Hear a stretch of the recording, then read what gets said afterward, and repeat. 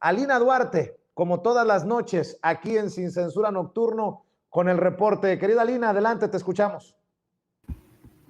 Hola, ¿qué tal, Vicente? Muy buenas noches, saludos a ti y a todo el auditorio. Pues así es, ahora las redes sociales, todos estamos hablando de lo que implica la llegada de estos sectores totalmente fascistas, nazis, al Senado de México, y el PAN sale rebosando a decir que ha firmado esta Carta de Madrid, cuando en realidad lo que estamos viendo es una defensa abierta, no solamente del franquismo, ¿no? Que esos son los sectores que en algún momento hemos hablado aquí en estos espacios. La Carta de Madrid dice: en defensa de la libertad y la democracia en la iberósfera. Primero, ¿qué es eso de la iberósfera? Hablando de que ahí viven 700 millones de personas. En segundo, reconocer, y creo que es algo que no hay que minimizar, en esta carta se reconoce pues la influencia, ¿no?, que ha tenido Cuba en América Latina, sobre todo regionalmente, lo que ha significado la Revolución Cubana, pero también la creación del Foro de Sao Paulo, la creación del Grupo de Puebla, y todavía hay personas que todavía desestiman el hecho de crear una nueva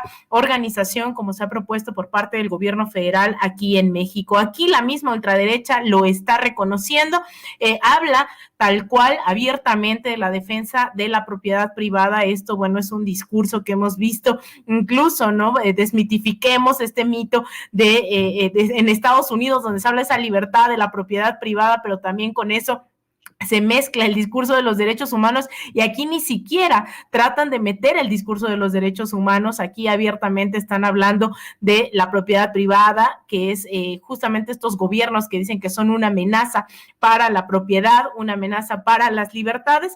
Y hoy, bueno, ya hemos visto bastantes reacciones ahora en Twitter, hemos visto reacciones en redes sociales donde se condena que un partido que pues vive del erario público está invitando a grupos que defienden, por ejemplo, nada más y nada menos que al militar y dictador Francisco Franco, justamente, y que ahora estén aquí. No es la primera vez que el PAN hace uso de su, digamos, de su posición para invitar a personajes como estos, y en este caso hablar de una lucha frontal contra el comunismo. Ni siquiera, Vicente, creo que sepan qué es realmente el comunismo. Sin embargo, esta es la nueva narrativa que hemos visto también en otras latitudes, y eso es muy importante porque la derecha ha logrado avanzar en varios de los países en América Latina, en este caso Europa, también en Estados Unidos, recordemos con Donald Trump, donde el tema del comunismo, más que realmente buscar un análisis de fondo, lo que está haciendo es aglutinar a todos estos sectores de ultraderecha,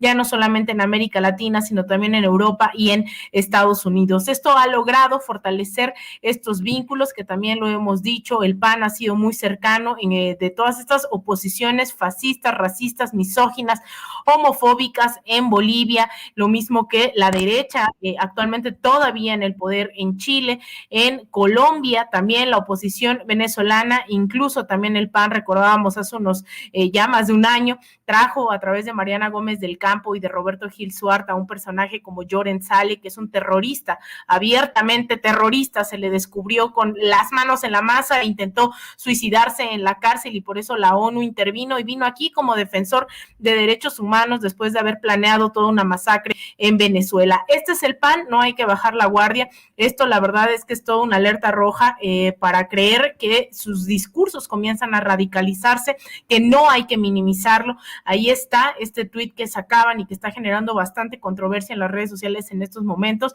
Por la defensa de la democracia, la libertad y la propiedad privada, hoy firmamos la Carta de Madrid para detener el avance del comunismo. México nunca será comunista, nunca. Muchas gracias a Santi Abascal por su visita. Santi Abascal, el presidente de Vox, este partido de ultraderecha que hace unas semanas también era esta controversia por decir que vinieron a liberar al pueblo, ¿no? En este caso aquí a México de la violencia, ¿no? De los aztecas, vinieron a civilizarnos prácticamente. Ese es Vox, estos grupos, estos sectores de ultraderecha que hoy se están organizando y que lamentablemente es la Ciudad de México también sede de estos encuentros. Estos mismos sectores estuvieron viajando y apoyando a la ultraderecha durante el golpe de Estado en Bolivia, Bolivia, también hace unas semanas previo a la asunción, a la toma de protesta del presidente de Perú. También estuvieron en Perú tratando de azuzar a la derecha encabezada por Keiko Fujimori a no permitir que llegara el nuevo gobierno de Perú. Entonces hay que estar muy al pendientes porque no es cualquier derecha, es una derecha sumamente racista, abiertamente neonazi, que hoy está articulándose en territorio mexicano, Vicente. Y no es poca cosa, Alina, yo creo que esto también lo voy a proponer para la mesa de diálogo que está pendiente en unos minutos aquí en Sin Censura con dos amigos de la casa, porque estamos hablando de Lili Téllez, que firma esta carta. Estamos hablando de la Güera Reynoso. Estamos hablando del coordinador de los senadores del PAN, Julen Rementería. Estamos hablando de personajes que tienen a su disposición cobertura mediática.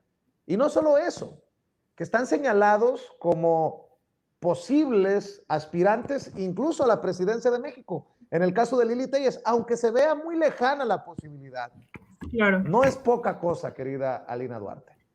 No, yo creo que esa es mi insistencia todo el tiempo de tratar de decir, la derecha no necesariamente se queda como en su casa cruzada de brazos cuando no gana las elecciones.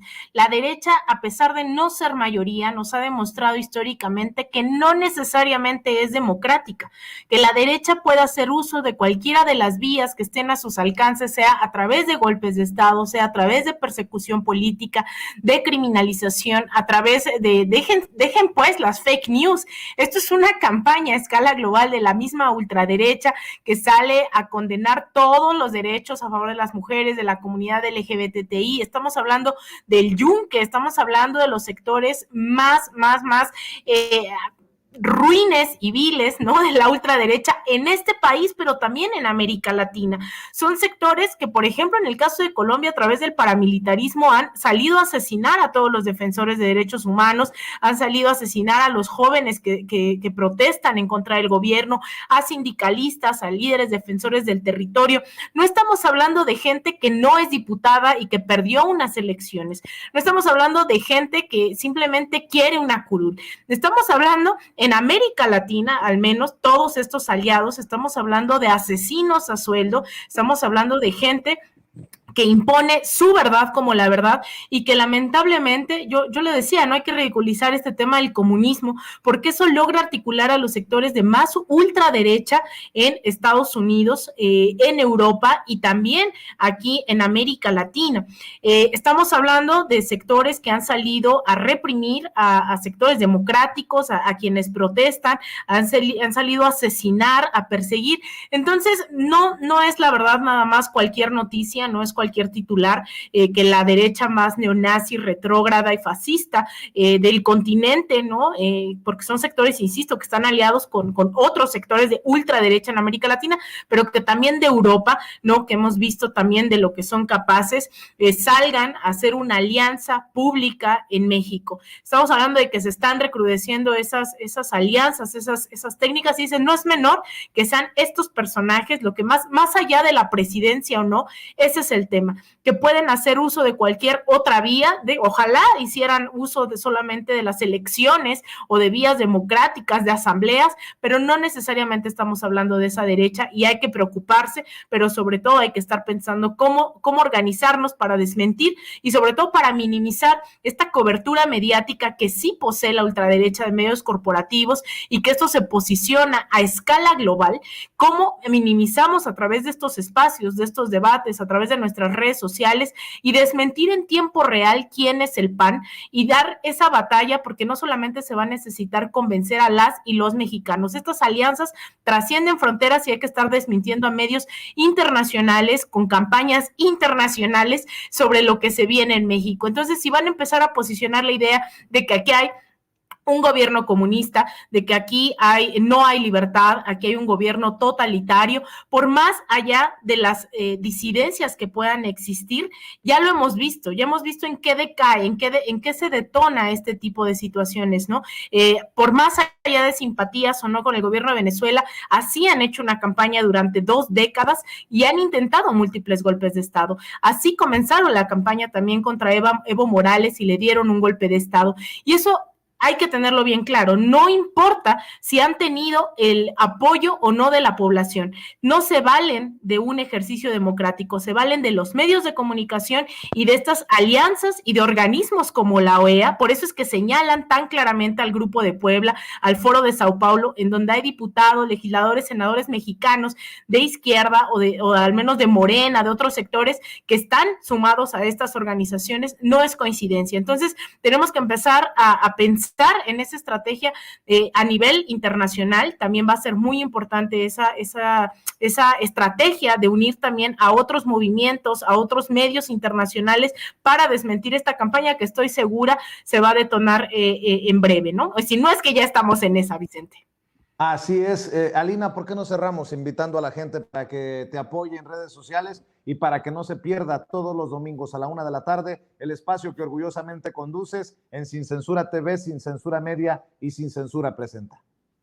Muchísimas gracias, Vicente. Pues yo las y los invito a que me sigan en Twitter, en @AlinaDuarte_, en Instagram _Alina Duarte, en Facebook.com/Alina Duarte Periodista, y también todos los domingos de 1 a 2 de la tarde vamos a hacer todo el esfuerzo para que justamente otras personas nos cuenten de estas experiencias, de lo que ha ocurrido con esta campaña y con estas alianzas de la derecha a escala global, este domingo de 1 a 2 de la tarde aquí en Sin Censura. Mientras te mando un abrazo, Vicente, saludos a ti, a todo el equipo y al auditorio de Sin Censura.